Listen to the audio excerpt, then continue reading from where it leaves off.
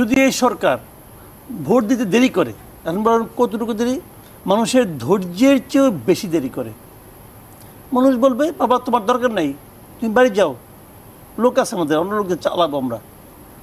বা এই দেশের মানুষকে এখন আর ভালোভাবে চিনে নাই। ডক্টর ইউনূস তো এই দেশের মানুষকে চিনে না।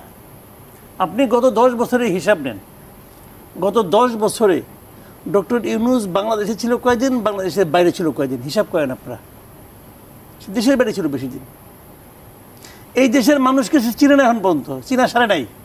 আর এই দেশের পলিটিক্যাল পার্টি এদের কিন্তু চিনেই নাই। খালি এক হাসিনাকে তার জীবন শেষ, এক হাসিনাই তারা এমন দৌড়ের উপরে রাখছে, সেখানে ওইটাই চিনছে, আর কারো চিনে নাই। পলিটিক্যাল পার্টি এখনো চেয়ে নেয় ওনারা। আপনি খালি জানুয়ারি মাসে আসতে দেন, আমি চ্যালেঞ্জ দিলাম তো, জানুয়ারি মাসে আসতে দেন, ওনার মাথায় খারাপ হয়ে যাবো। তখন সবগুলো পলিটিক্যাল পার্টি বলবে যে নির্বাচন দাও। আর কত? অলরেডি বিএনপি ঘোষণা করছে নির্বাচনের রোডম্যাপ ঘোষণা করতে হবে। উনি ট্রেন ছেড়ে দিচ্ছেন, কিন্তু রোডম্যাপ তো ঘোষণা করেন নাই। রোডম্যাপ জিনিসটা কি?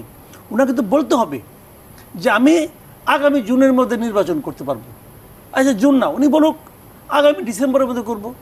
উনি বলুক না আমার 2 বছর লাগবো। ভাই আপনি একটা কিছু তো বলবেন।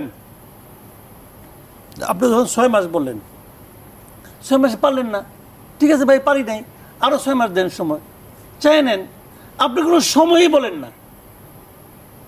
এবং উপদেষ্টাদের মানে দেখছি, এদের যদি বলা হয় যে ভাই আপনি নির্বাচন কবে দেবেন, এদের মন খারাপ হয়ে যায়, খুব মন খারাপ করে যে আমি লটারির মতো একটা পুরস্কার পাইছি, এটাও নিয়ে নিতে চান আপনারা, আপনারা তো নিষ্ঠুর ভাবখানে এরকম আর কি।